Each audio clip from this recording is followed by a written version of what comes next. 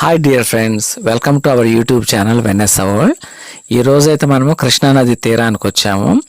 మనం ఇక్కడ ఉన్న ప్లేస్ అయితే ఇప్పుడు చూస్తున్నది అయితే ఇది అటువైపు చూస్తే కనుక విజయవాడ, యువతల వైపు చూస్తే కనుక సీతానగర్ అంటారు. ఈ ఏరియాని సీతానగరం అంటారు. మనం చూస్తున్న ఇప్పుడు నేను నిలబడిన ఈ ప్లేస్ అయితే సీతానగరం రోడ్ అంటారు.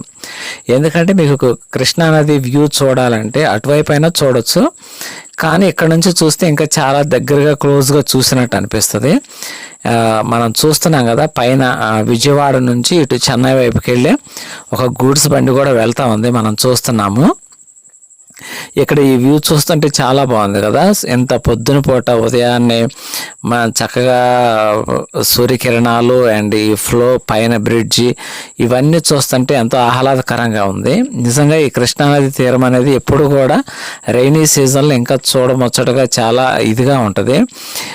బిఫోర్ ఇదే రోజుల్లో మనం చూసుకున్నట్టయితే విజయవాడకి బుడమేరు వాగు వచ్చేసేసి ఎంతగానో పాపం విజయవాడ వాసులు సఫర్ అయ్యారు. దేవుడి దయ వల్ల ఆ బాధ నుంచి తేరుకున్నారు. కానీ ఇలాంటి వరదలు కృష్ణానది పొంగి పొరలి ప్రవహిస్తూ ఉన్నప్పుడు ఆ రోజున మాత్రం ఖచ్చితంగా విజయవాడ వాసులు అయితే జ్ఞాపకం చేసుకుంటారు. నిజంగా మరి అట్లాంటి దుర్దినం అనేది ఎప్పుడు రాకుండా ఉండాలని మనం కోరుకుందాము. ఎందుకంటే వరద అనేది ఎప్పుడు ఎలా వస్తుందో మనం చెప్పలేం కదా. ఈవెన్ అక్కడ కట్టించిన వాల్ ఉంది కదా, ఆ వాల్ కూడా పొంగేసేసి నీళ్లు పైకి వెళ్ళిపోయినాయి అనమాట. అట్లాంటి పరిస్థితి అయితే నెలకొంది. ఇక్కడ కనుక మనం చూస్తుంటే నీళ్లు చూడండి చక్కగా నిండు కొండలో తొణికిసలాడినట్లుగా ఆ వేవ్స్ కానివ్వండి, పైన బ్లూ స్కై, దూరం నుంచి ఒక లైన్గా ఒక తీగలాగా చక్కగా Krishna bridge, Krishna railway track అనేది ఎంత బాగా కనపడుతున్నాయో కదా. ఇంకా ఇక్కడ మనకి ఎదురుగా చూసుకుంటే కనుక చక్కగా బోటింగ్ ఉంది. మంచిగా పొద్దున్నే స్నాక్స్ టిఫిన్ బళ్ళు కూడా ఇక్కడ పెట్టేసేసుకొని మంచిగా బిజినెస్ చేసుకుంటా ఉన్నారు. మనకు అవతల కనపడుతున్న ఆ కొండ అయితే మాత్రం కనకదుర్గ అమ్మవారి టెంపుల్ ఉండే కొండ అది. ఇక్కడ చూసుకుంటే కనుక మనకి ఇటు పక్కనే లెఫ్ట్ సైడ్న సోమేశ్వర స్వామి టెంపుల్ కూడా ఉందంట. ఇది చూస్తున్నాం కదా, ఈ టెంపుల్ అయితే ఆ టెంపులేను. ఇంకా కొంచెం ముందుకు వెళ్దాము ఫ్రెండ్స్. కృష్ణానది అంటే మనకందరికీ తెలిసిందే, ఎందుకంటే ఇది ఎక్కడ మహాబలేశ్వరపురంలో పుట్టిందని. అక్కడ నుంచి అటు మహారాష్ట్ర, కర్ణాటక, తెలంగాణ ఇట్లా మన ఆంధ్రాలోకి వచ్చి ఇక్కడ హంసల దీవి వద్ద చక్కగా సముద్రంలో కలుస్తుందని, అందుకని ఆ ప్లేస్ని సాగర సంగమం అని కూడా పిలుస్తారు. అక్కడ జయ జానకి నాయక్ అనేది బెల్లంకొండ శ్రీనివాస్తో మూవీ కూడా తీశారు, మీకు ఐడియా ఉండే ఉంటుంది. సో ఇక్కడ వ్యూ అయితే ఇలా ఉంది ఫ్రెండ్స్. మనకి ఎదురుగా చూస్తున్నాం కదా చక్కగా ప్రకాశం బ్యారేజీ కూడా కనపడతా ఉంది. వాటర్ ఫ్లో చూడండి ఎంత బాగుందో, చక్కగా గలగలా పారుతున్న కృష్ణమ్మ నిజంగా బిరబిరామంట పొంగి పొరలి వస్తూ ఉంది మన వైపుకి. ఇక్కడ ఈ ప్లేస్ నిజంగా ఈ కృష్ణానది గురించి చెప్పాలంటే మన తెలుగు రాష్ట్రాలకి అన్నపూర్ణని చెప్పాలి. గోదావరి కానీ, ఇటు కృష్ణ కానీ, ఇంకా పెన్నా, ఇవన్నీ కూడా మనకి నిజంగా దేవుడు సమృద్ధిగా నీళ్లు ఇలా పంపిస్తున్నందుకు చాలా థ్యాంక్స్ చెప్పాలి ఆ భగవంతుడికి. ఇంకా ఇక్కడ వ్యూ అయితే ఇలా ఉంది ఫ్రెండ్స్. నిజంగా ఈ వీడియోని గురించి మీ యొక్క ఉద్దేశాన్ని కామెంట్ రూపంలో అయితే తెలియచేయండి. అండ్ ఏంటంటే మీరు సబ్స్క్రైబ్ చేసుకోవటం కూడా మర్చిపోవద్దండి. ప్లీజ్ సబ్స్క్రైబ్ చేసుకోండి. ఈ వీడియో నచ్చితే కనుక మరి ఒకరికి షేర్ చేయండి కృష్ణ అందాలను చూపించడానికి. అండ్ కామెంట్ కూడా చేయండి, కొంచెం ఎక్సైట్ అవుతాము. ఓకేనా ఫ్రెండ్స్, ఇంకా మనం ముందుకెళ్ళి ఈ వ్యూ అంతా చూద్దాము.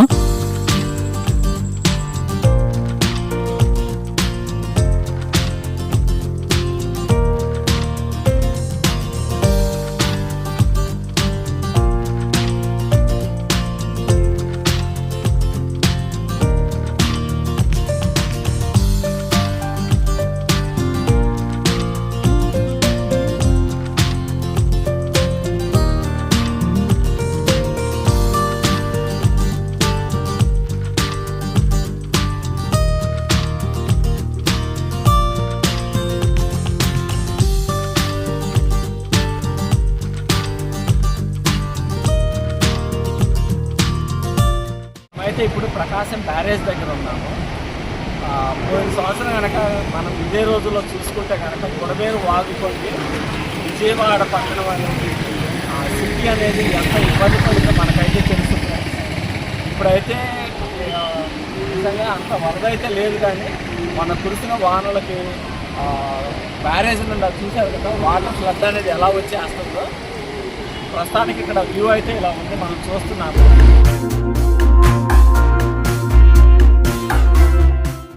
ఇప్పుడు మనం ఇక్కడ చూస్తున్న ఈ ప్లేస్ అయితే కృష్ణానది బ్యారేజ్కి అవతల వైపు అనమాట.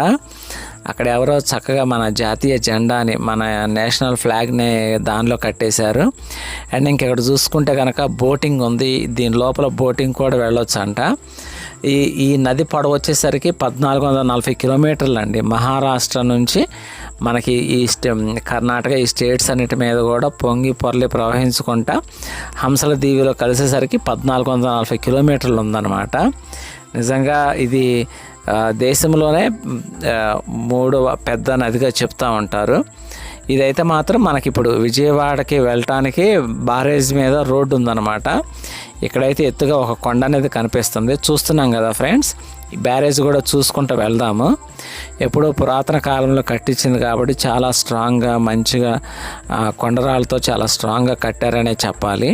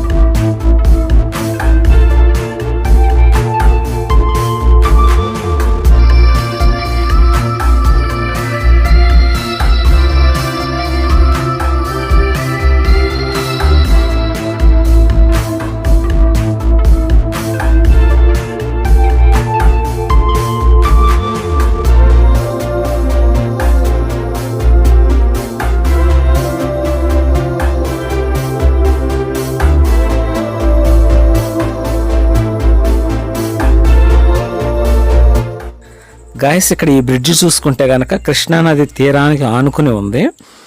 ఇది ఒక మంచి అట్రాక్షన్ అండ్ మంచి వ్యూ పాయింట్ అని కూడా చెప్పాలి. ఈ బ్రిడ్జ్ మీదుగా జర్నీ చేస్తున్నప్పుడు కృష్ణానది అందాలు ఎంతో చక్కగా కనపడతా ఉంటాయి. ఇంక ఇటువైపు ఈ కొండ చూస్తుంటే కనుక ఈ కొండ పైన కనకదుర్గ అమ్మవారి టెంపుల్ చాలా ఫేమస్ అనమాట. ఎక్కడెక్కడ వాళ్ళందరూ వచ్చేసేసి ఇక్కడ ఈ టెంపుల్ని దర్శించుకుంటూ ఉంటారు. ఆ కొండ ఇదేనండి.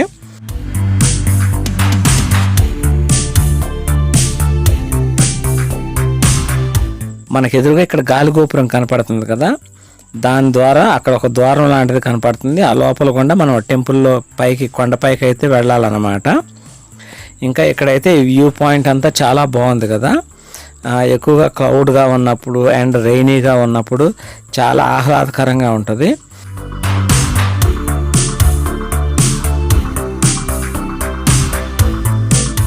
ఇంకా ఇక్కడ చూసుకుంటే కనుక ఈ బ్రిడ్జ్ కిందగా ఇట్లా జర్నీ చేస్తూ ఉంటుంటే ఏదో గుహలో నుంచి బయటికి వెళ్తున్నట్టుగా ఉంది కదా. ఎందుకంటే అటువైపు కొండ మూసేసి ఉండి ఈ పైన బ్రిడ్జ్ ఉండటం వలన ఏదో ఒక గుహలో నుంచి అలా మనము బయటికి వెళ్తున్నట్టుగా జర్నీ చేస్తున్నట్టుగా ఆ ఫీల్ అయితే కనిపిస్తుంది.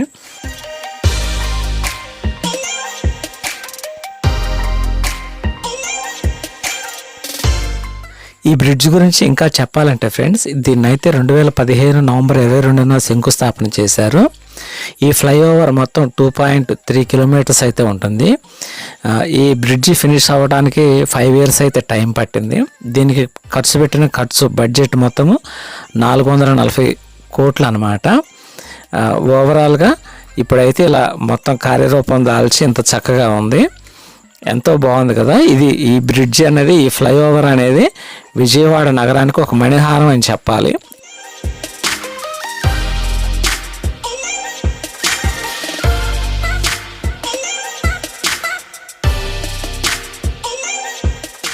ఈ వీడియోని గురించిన మీ యొక్క ఉద్దేశాన్ని కామెంట్ రూపంలో అయితే తెలియచేయండి ఫ్రెండ్స్. సబ్స్క్రైబ్ అయితే చేసుకోవటం మర్చిపోవద్దు. మరి ఒక వీడియోలో కలుసుకుందాము. Thank you so much for your watching. Love you so much guys. Bye.